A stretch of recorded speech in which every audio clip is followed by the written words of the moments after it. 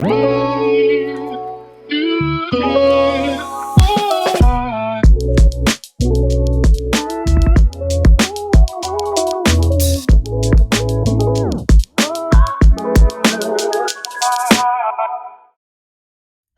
and welcome to Real Menopause Talk. My guest today is Raine. Kim is a high-performance health coach working with a large number of extremely successful women over the years. We discuss changes in attitude, including her own, towards HRT, and how, lately especially post-pandemic, she has encountered a number of high-achieving women receiving late diagnosis of ADHD during perimenopause and the effect that the hormonal fluctuations can have on neurodiversity. Lovely to meet you, Kim. Thank you for joining me today. I love your website, and reading your page, I just want to hear all the stories that you refer to from your 20s and your 30s, and then being the wife and the mother and the hardworking person. And I know you still work very hard. So I really want to hear all of the stories. But to begin with, could you tell us a little bit about where you are at the moment, life, work and family? So where I am at the moment, life and family, is like you say that I still work very hard, and I do still work very hard, but I am trying to work a bit less harder because I've realised that foot on the floor too long is not good. So life, work and family, I run a coaching business, and I work with predominantly peri to postmenopausal women, which is mostly online nowadays because what isn't? I'm actually a nan as well. I didn't say. Oh, congratulations! So my granddaughter will be 2 next month. Oh, this month. So that was a bit of a surprise. That came about 5 years at least ahead of schedule. So that's my daughter and her partner, and then I've got my son and husband. We all are living here, and that's about me really. Especially after the last 2 years, not much else to talk about. Oh, I know that feeling. I still try to claw back some kind of social life, but there we are. Whereabouts are you in terms of menopause? I am going to be 49 this year, so I am perimenopausal. I have got symptoms, but not overly symptomatic at this stage. You know, I think I've had the symptoms of perimenopause being sort of roughly 10 years before menopause starting to change. So I've definitely had those changes, but I'm now coming up to the point where I'm like, ooh, yeah, I would definitely class myself as perimenopausal now. What do those symptoms look like for you at the moment? My biggest symptom has been the brain fog. It's been really, I don't know if it was exacerbated by becoming a nan, you know, like I say, 5 to 10 years ahead of schedule. It was a bit of a curveball, that one that kind of sent me. And then having a year in my business where I really did, you know, I sold a business and then I'm building another business, and just having that ongoing, loads and lots going on. And I just felt sometimes that it's the missing words, which can be really frustrating because I do a lot of talking and a lot of presenting. And sometimes I'm just like, and coaching, and I'll come up with something and I'll be like, I've got that. It will come back in a second. I think energy as well. Energy, you know, not having the energy that I used to have. I really noticed that. I think the two big things for me have been the brain fog that I've noticed within work, and from having that, and obviously a pandemic. I mean, let's not forget that as well. Cherry on top. So just finding myself a bit less resilient than I used to be when it comes to keeping up with life.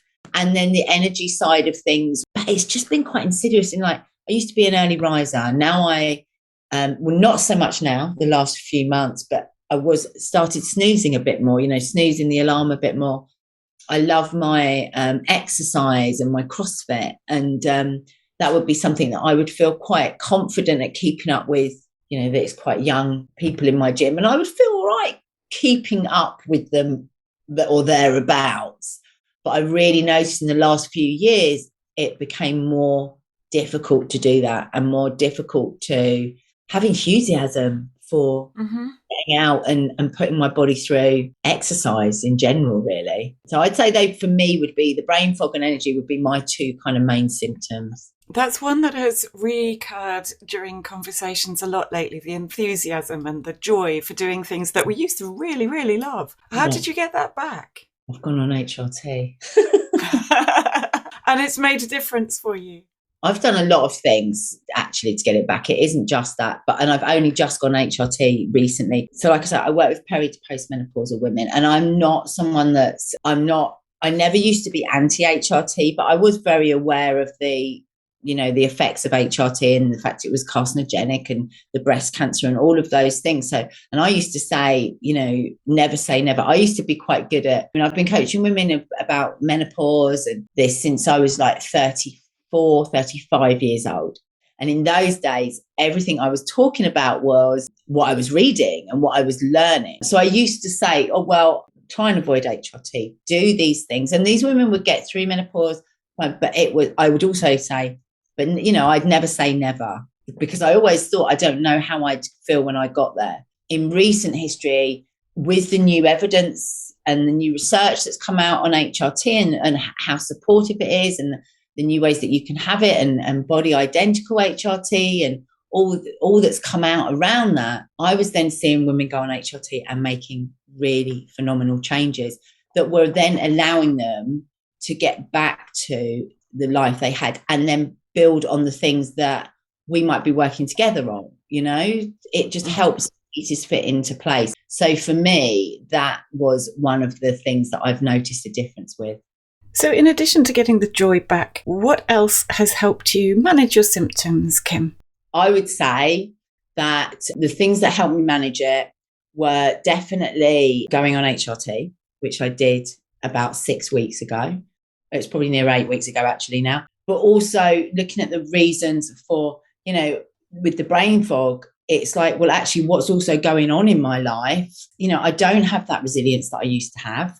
So what can I do to manage that? And looking after my energy, looking after my diet and all of those things. But going on HRT has been something for me that I have watched many women go on and feel a lot better for it. It takes a journey to get it right sometimes. And I know for myself, I'm at that point at the moment where I've gone on it and I do feel a lot better. My brain is functioning much better. I feel much more calmer. I feel much more able to do things. Mm-hmm. Whereas actually in the past, I could find myself getting overwhelmed at small things that would never have overwhelmed me. So I'm definitely feeling more focused, and I have definitely felt the difference in my energy to exercise and my want to exercise. I can go into a class and be able to give 100%, whereas before I'm probably able to give about 95% now, whereas before it would be I didn't really want to go. I didn't really, it was just that whole walking through treacle. In the past with HRT, I'd spoken with clients, so I'd been working with clients for years, and back when HRT really was the big bad wolf, and helping them get through it without going on HRT, but saying, I never say never, because ultimately for some of them, the symptoms were so bad that it, really and truly actually makes such a huge difference. It's worth. And nowadays we know that the risks are minimal. I mean, you're far more at risk from breast cancer, for example, if you're overweight or if you have 2 glasses of wine a day, than you are if you've got an HRT.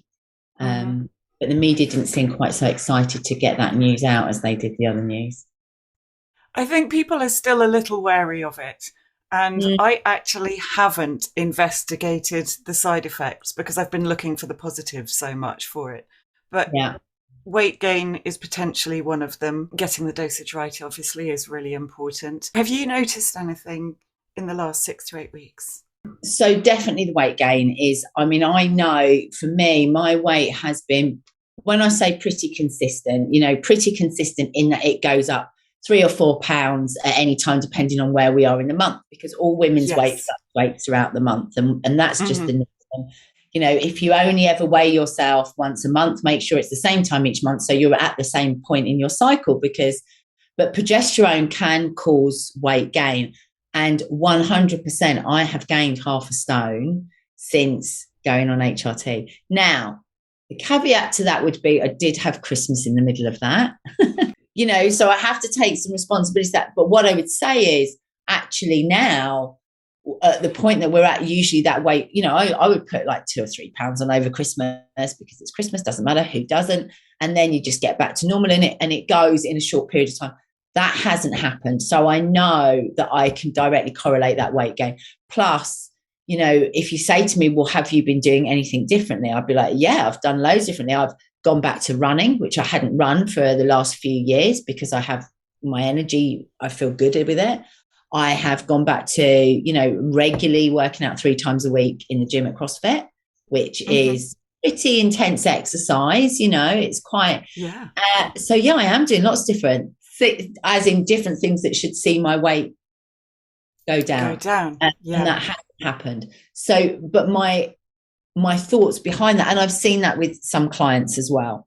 So my thought behind that is actually, let's hang in there and give it a fair chance and see where we go. Ultimately, for me, the fact that I feel so much better that I'm back to exercising regularly, that I'm able to get up in the mornings first thing and feel like ready to go rather than hitting snooze. For me, I'm like, you know what? Actually, I think if I continue to do those things, that the weight should it should balance back out again. And, I talk to my clients about controlling the controllables. And actually, because there's so much in menopause that you can't control.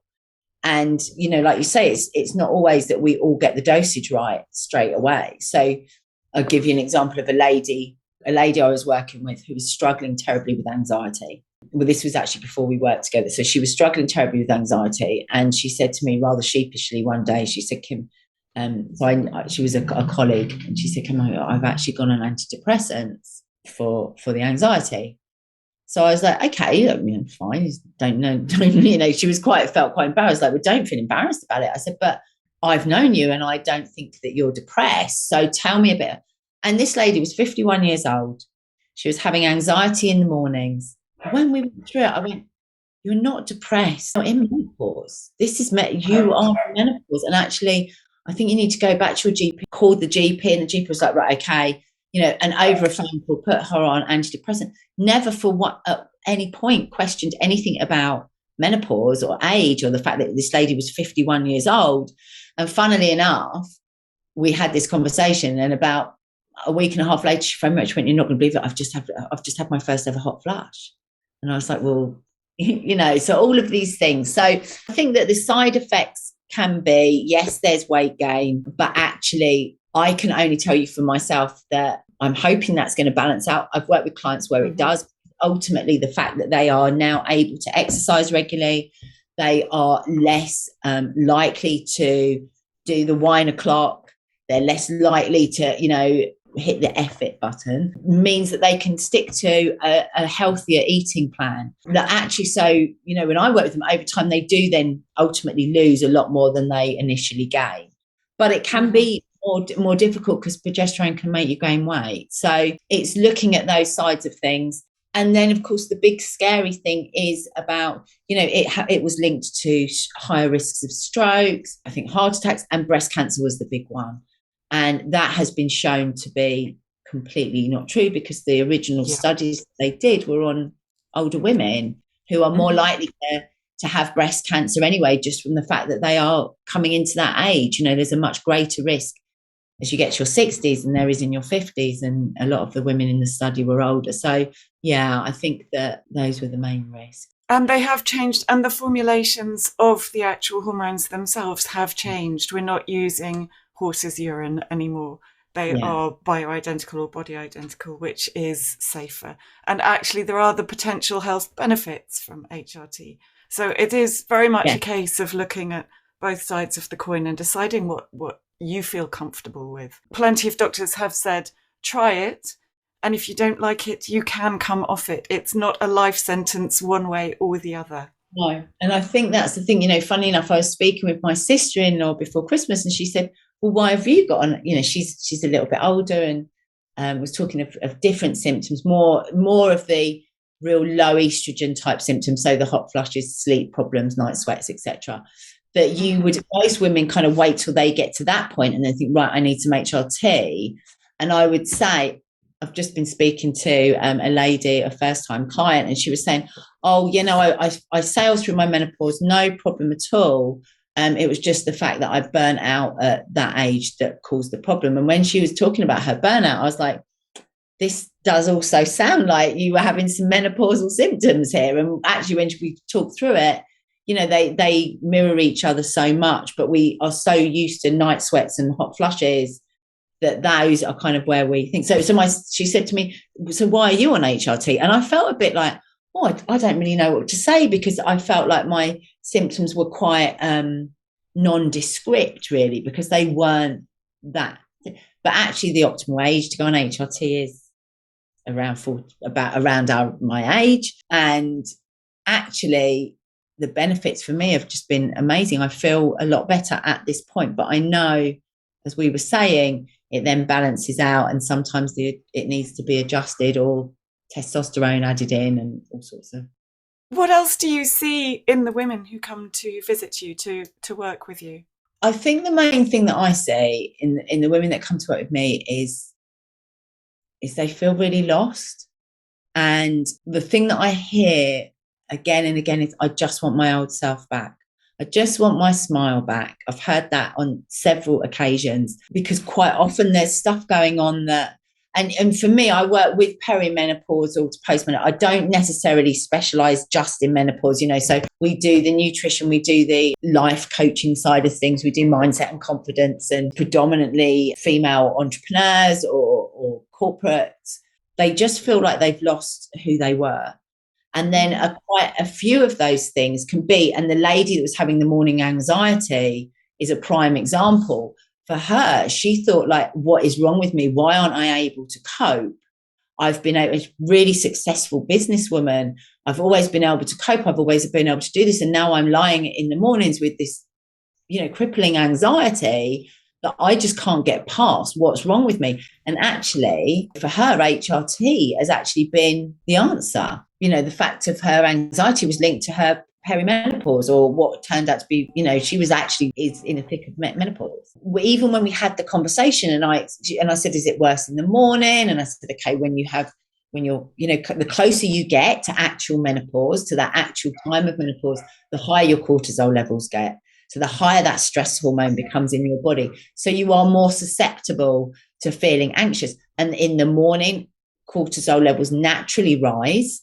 So we've got this perfect storm in the mornings of, you can wake up feeling quite anxious, because naturally your cortisol levels are rising anyway, because that's what wakes you up and sets you up for the day.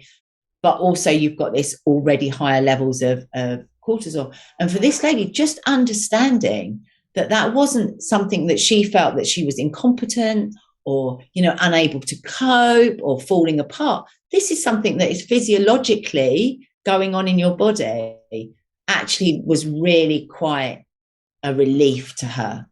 And I think it's things like that. There's a lot of things that women don't realise.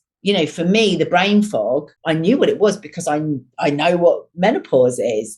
But for a lot of women, they don't know. They don't know that these symptoms can be something that can be put right. So, but definitely that's the thing. Most of them feel lost. And so you coach them back into feeling themselves again with all the tools at your disposal. Yeah, it's very bespoke because everyone's so different. But ultimately, it is about getting them eating right, looking after themselves, prioritising themselves, helping them sort their sleep out. Many of them aren't sleeping well at all. They're struggling with the overwhelm, making decisions, all of those things. So there's the strategies that we can put in place for that, and just bringing them a bit around to themselves. The truth is, as we come into perimenopause and menopause and our estrogen levels start to fall, estrogen is a hormone that makes us put everyone in front of us. It's a super caring, nurturing hormone. And as this starts to fall away in a lot of women, they give a bit less of a monkeys about what other people think. And they can turn around and they can be a bit more honest. And some of them turn around into their lives and they're like, I'm not happy in this life. And sometimes it's in that marriage. Sometimes it's in that job. Sometimes it's with that friendship. Sometimes it's with that home. And so we kind of can go off into that area of things as well, because, quite often the issue is not the issue. The Yeah. issue is Yeah. just the symptom, and actually it's the other stuff that's going on underneath. So yeah, it can be quite an interesting journey, really. Before we started recording, we were talking about different mental health issues and situations. And you mentioned that you see a lot of women coming in with late diagnosis of ADHD. How does that present, and how has that changed over the years that you've been coaching women? So the first thing is, I don't think it's changed. I just think awareness has changed. Yeah. So for me, and what I want to say first of all is, these women, the women that I work with, are women who are very successful. Yes. You know, they have huge careers, they have teams, they have, you know, they are super amazing in their fields. Because one of the things that ADHD can give you is this phenomenal drive and this phenomenal focus. And actually, you know, it's quite an amazing superpower to have if you know how to use it. So for me, the first lady, I had no idea of what it, you know, to me, ADHD was about naughty boys bouncing off the walls in classroom. And, you know, it was from you eating too much sugar and all of that sort of stuff. And then I had some clients who would kind of go around in circles. They would do really good, and then they would kind of fall off, and it would just go round and round. And then one of these ladies she did so well and then would kind of sabotage it. She went to a conference and she heard that this speaker and got herself diagnosed with ADHD. And as she was talking, I was like, oh. And then I started to investigate it a little bit because I'm interested in what was going on in my clients' lives, and started to recognize some things. And then another lady came in and I was like, oh, and we went on a journey, and she got diagnosed with ADHD. And then a third lady who I've been working with, again, was struggling to just pull, and phoned me up one day and she said, guess what? I've got ADHD. And from that point, it then took me on a journey of learning more about it, learning what it really is, because what it really is is very different in women. And, you know, and actually in adults as well. So in children, particularly boys, and all the research is done on prepubescent boys, you know, and actually with boys, it can be, you know, they're noisy in the classroom. They get, you know, lots of attention needed for them because they're a bit of a pain in the bum. And actually, so they get all the attention, they get the early diagnosis. In girls, it can be that the girls are more quieter in the classroom. They're more the daydreamers, and all that energy, instead of going out and bouncing off the wall, so to speak, is going in, and can be constant overwhelming thoughts, inability. It's executive functioning. So ADHD is about the executive functioning. So it's the part of your brain that helps you organize. It's the part of your brain that controls impulse, you know, like, so they might be quite impulsive. It's very easily getting overwhelmed. And so these girls might be the girls that are sitting at the back of the class really quietly, you know, there aren't any trouble because, and, you know, so what's happening is they're going through their lives. And then what happens is they learn to cope with it. Yeah. They learn to cope with it, and they learn to mask it. But they might struggle with anxiety. They might struggle with overthinking. They might just not be able to get things together. They might be particularly sensitive. They might have ways of coping strategies that it can be quite disruptive. Alcohol, drugs, sex. In puberty, it can be really tough. And we all know that girls in puberty can be pretty tough anyway. I know because I was one. And then if you add in this other layer for them, now you've got this roller coaster of hormones going on. Well, menopause is like puberty in reverse. Yeah. So now what happens is maybe these women they've been doing okay. And many of them have got, like I say, this insatiable drive, but that can be overwhelming. That can come at a cost of their own self-care, looking after themselves. And then what happens is we come into perimenopause. Estrogen receptors in our brain are not getting the estrogen they need. So brain fog and those sort of things become an issue. And then add into that, if you have been masking symptoms of ADHD that you maybe didn't even know that you had, suddenly your coping strategies and mechanisms, it's even harder. So you've got brain fog. Look, there you go, brain fog. What's that? Brain fog on steroids, if you like. And suddenly the overwhelm, the overthinking, the anxiety becomes too much, because estrogen is amazing for cognitive function. And if you look at the brain, it's every part of the brain has a need for estrogen. And we're in the generation that got missed. Yeah. Even the ones, that weren't sitting at the back, being quite, even the naughtier girls, they still weren't really picked out as being, the ADHD. They were more like, maybe there's problems at home, or maybe there's stuff. And so it's very, very interesting. So now I am more aware, and it's, I don't go up to clients and go, it's not my place to say it. But sometimes in the journey, if I think that, I've worked with a couple of women who have since gone and got diagnosis, and there can be a real grieving process around that, of suddenly coming to terms with the fact that things could have been quite different, because, there's lots of help out there. So that's just an added thing that gets exacerbated during menopause. And then you add a layer of pandemic onto that as well. Yeah. And maybe that brings it more to the forefront. But yes, if you're dealing with puberty in reverse, or menopause, and ADHD and grief and the pandemic and normal life as it continues on around you, that's a lot of layers. And everything changing, and maybe you're looking around and thinking, you know what, this worked for me, it doesn't work now, and things changing in your family. There's so much going on. It can be really, really tough. All these super creative, super intelligent, successful people, because obviously men as well have to overcome these challenges. But the difference in presentation in women is extraordinary. I'm very glad that I feel, certainly, it is coming more into normal conversation again, just as perimenopause and menopause is.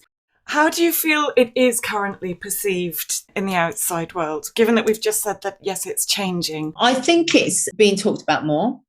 I think there's a thing around still a bit of a fear around the whole HRT. I think that information needs to be definitely got out more, because the good old media didn't mind spreading it when it was the bad news. And actually, we have a right to know the really good stuff. And I see a lot of women, and have done for 16, 17 years since I've been doing this, women who actually need some kind of HRT or something, that are being offered antidepressants, or being kind of like, oh no, you're right, by doctors who maybe who haven't updated for whatever reason. And that's without total judgment, because I say to my clients nowadays, GPs, who are like our front line for this, have a lot on their plate.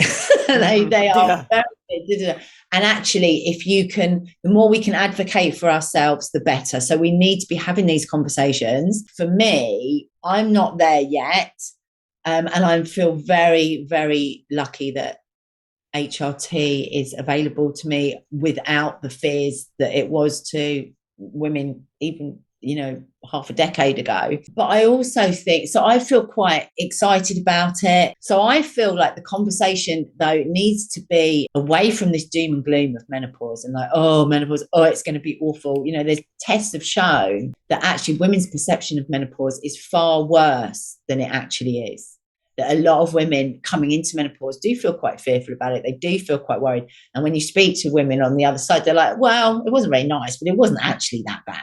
Learning the strategies that we can do to help us, which is maybe HRT, but certainly, there's no point going on HRT if you are going to not look after your body, if you're going to continue to live a life that is not going to serve you and is not healthy. You need to be playing the game, you need to be all in. Why would you not be looking after the most valuable asset you've got at our age is our bodies? And so there's no sticking plaster. HRT is part of the puzzle. It is not the whole solution.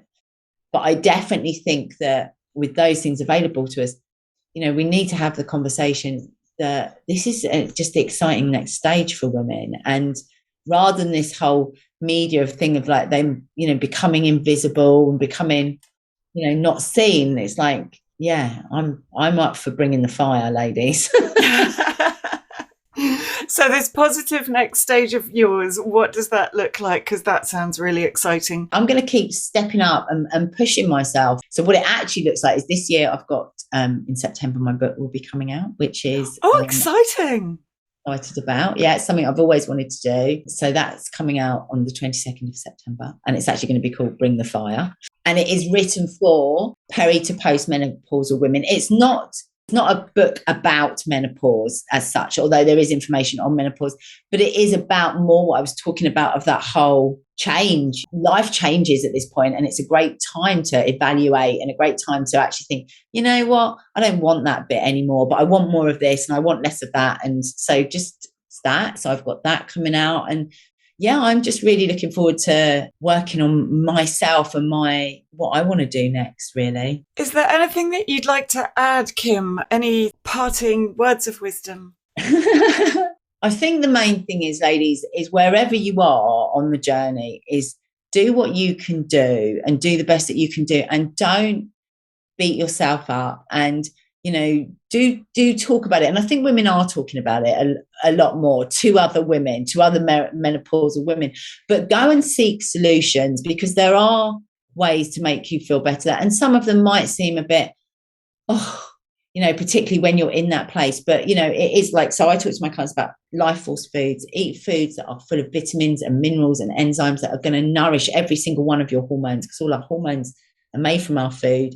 Get your good fats into you, because our sex hormones are made from cholesterol. And so we want those good fats in us.